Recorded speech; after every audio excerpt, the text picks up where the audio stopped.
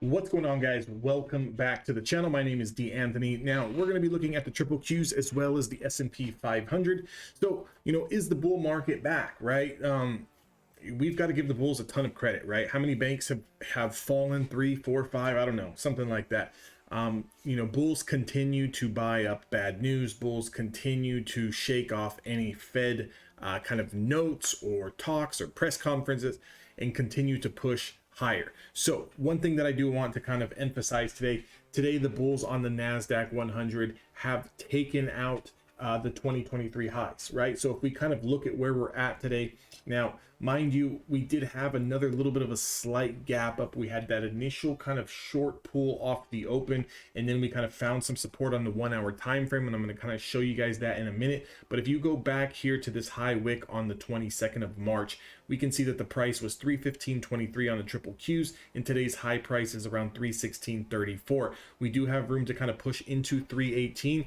But guys, it could be, pool season, right? And anytime we look at pool season or vacation kind of mode here, we kind of can put a little bit more risk on the table. We can continue to buy these dips. We also had some comments coming from the bear of all bears, Michael Burry, said, he was wrong. Back in February, he let everyone know to just sell on his Twitter space. And today he kind of, retracted that statement and said, 2023 is time to buy the dip, along those lines, right? So if we can look at where we stand, our initial breakout from this downtrend that we had came here on the 16th of March, right? So even though we've had a fantastic rally since January, February was pretty much a long month of distribution, a lot of choppiness action, a lot of gap downs, gap ups, gap downs. We finally got this nice breakout here. And then now we've taken out the 2023 highs and kind of put it in a new high.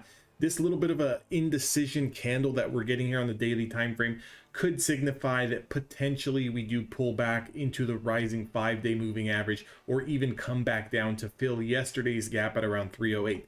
Just kind of keep that in mind. If we do pull back into anywhere between 312 and 308, does not mean that the rally is over. All it simply means that this market is very, very strong. It needs to fill this price action gap here so that we can continue trading higher. These are where you're going to obviously want to buy dips on some of your favorite names around 311 on the Qs and around 308. Now again, if we do lose 308 on a close, then we can kind of maybe have a different discussion, because then we would be at the whole bottom of this whole range here. 303 would be the next firm kind of support to kind of buy that dip.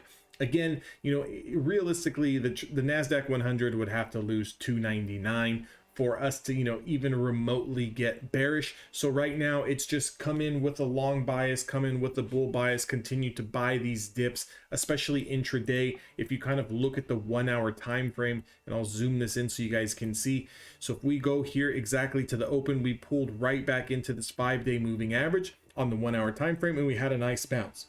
So from the time we broke the 5-day moving average, was sitting at around 314.52, reclaimed that, put in a nice bounce here all the way up to 315.65.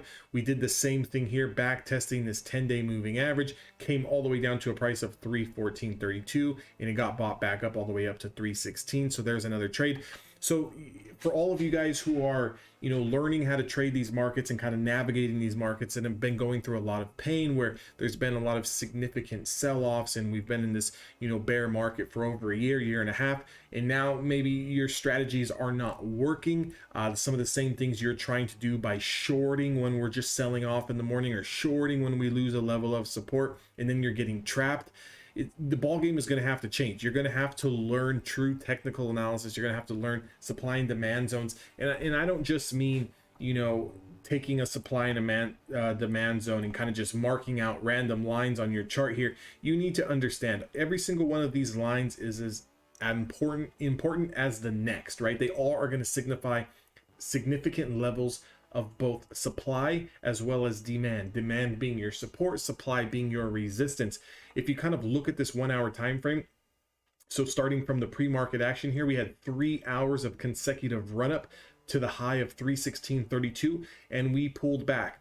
One of the major reasons why we did pull back, we had a bunch of Fed speakers talking today, kind of throwing out, different agendas and whatnot, kind of spooking the market a little bit.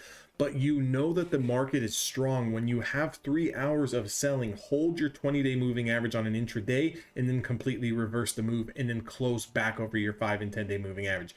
Right now, going into the close, we are just essentially consolidating. I could see another gap up tomorrow. So if you are holding any runners, make sure to kind of hedge those with some SPYs or some Qs short. And then if we look at the weekly time frame here as this loads, you can see this weekly time frame here came all the way down to its rising 5-day moving average at 304 this week and has put in a nice, very, very nice hammer candle.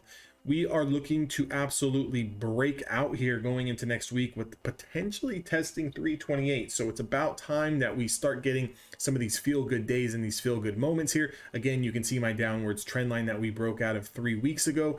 That breakout spot was around the 300, put an initial push to around 309, pulled back, held, popped. And now we're just kind of consolidating, trying to get over this last bit of supply here, which is a 150-day simple moving average. You can see that, guys, if we start to take this out going into next week, we are going to absolutely explode. Some of the stocks that look, very, very primed. If we look at NVIDIA's weekly time frame, NVIDIA's got room all the way to 300. I seen on Twitter someone was saying 230 or 300. All bets are on 230. Guys, I understand that we've been in, a bear market. I understand that markets haven't been great, and I understand that you want everyone else to kind of suffer, but where in this chart does this look bearish? Where in this chart does this look bearish? If we go all the way back to the start of the year, NVIDIA is on a monster bull run. Breakout spot coming from between 168 and around 175 has just been an absolute terror, up almost 100 points. So where does this look like we are coming back down anytime soon? I could see a back test maybe into 250s, but 230s definitely would be a nice bounce spot here. You can see that we do have major support at around 226 to 234. So if we were to kind of put in a new high here going into next week and then pull back on a stock like NVIDIA, and it does happen to lose, the short-term moving average, because essentially NVIDIA's weekly time frame has not closed below the 5-day moving average on the weekly time frame since the start of the year. So if we do lose the 5-day moving average from the 253 spot, yes, there would be a short position into the 230s, but as of right now, just to try to time the top and try to be in this move now before we've even lost support is absolutely ridiculous. If we look at Amazon here on the weekly time frame, Amazon is trying to break out of last week's high here. Amazon's got an initial push to 105. That's my price target on Amazon. I am swinging Amazon right now. Anything over 105 could definitely get into 109. If we take a look at something like the Softman, look at Mr. Softy, again, another crazy, insane hammer candle here. Mr. Softy over 285 definitely has room into 291. That's going to be your price target. If we look at something like Apple, I've seen 165 calls coming in on Apple.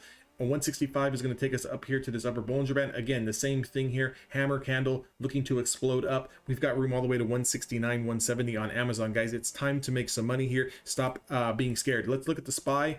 If we look at the SPY is a little bit different here. SPY is kind of consolidating, in a very, very, kind of tight range here, right? Top of the range being around 415, bottom of the range being around 360. This range that we've been in here for essentially over a year now, is due, right? Is due for kind of a bottoming out process and looking for a little bit of a spike. If we do look at the weekly kind of candlestick here on the SPYs, anything over 404, 405 definitely has room all the way back up to 415. Now, we don't break out of the SPYs downtrend until we start to close over 420. Anything over 420 is going to go to 430, 440. Those are going to be the levels that we're going to want to look for. But again, that's, a 1, 2, 3, 4, 5 month projection on that. If we just look at the day-to-day on the SPYs, and now the reason why the SPYs are having a little bit more trouble here, even though they did close over their 50-day moving average and kind of gap higher today, is because they have a lot of those, those banks in in the ETF, right? So they're dealing with a little bit more pain there. But again, you can see even with all of that news and even with all of the Fed comments, we are still kind of holding this level. I would look at another price target, the next price target around 406, 405 on the S&Ps. Let's pull up one more stock. Oh, the favorite stock of the world. Let's look at Tesla. Tesla is ready to go. We could be looking at a serious move on Tesla into over 200 into that 210 and 215 area. So again, keep an eye on Tesla here as we did gap over this linear regression kind of channel here. Our next major resistance is going to be 200, but anything over 200, especially tomorrow, Friday on the 31st, if we do close over 200 here, this is definitely a swing trade for me into 208 and 210, 215. Those are the price targets that I'm going to be kind of going after. So again, guys, right now is the time to make money. Okay. And if you've had some trouble, the last year and a half, get with a mentor, get with a coach. For one thing, get your mindset right. Trading is about 90%, even 95% mental.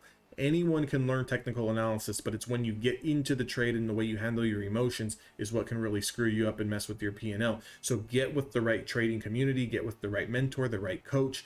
Whatever book you got to buy, whatever course you need to buy, get it. Right now is the time to start learning. The last thing you're going to want to do is come to the stock market 4, 5, 6 months down the road when we've been absolutely screaming for 6, 7 months and try to start chasing the top and get your what blown out, right? So what you want to do is start to accumulate your knowledge right now, and you want to start making your money right now, so that way when we do get to those times where we are at a topping pattern, you are going to be one of the traders who is starting to sell, right, and not continue to chase. If anyone was around in 2020, even early 2021, everyone was trading, right? Your Uber driver was trading, your waitress was trading, your mom and dad's best friend who's 80 years old was trading. Everyone seemed to know something about the next stock to explode or go to the moon. I mean, just look at what's come out of the pandemic, all of the new retail traders that have come to the market.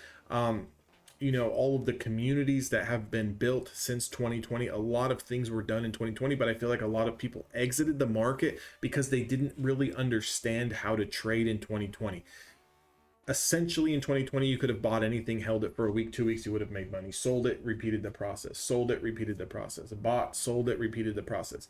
When it got time to get a little bit choppy, where you had to actually know what is, some technical analysis, what is some levels, what are some, key points in how to handle your emotions, is when people got absolutely destroyed. So don't be that person this time around. Get in now, start learning. If you guys want to trade with me, all of my information is down in the description box below.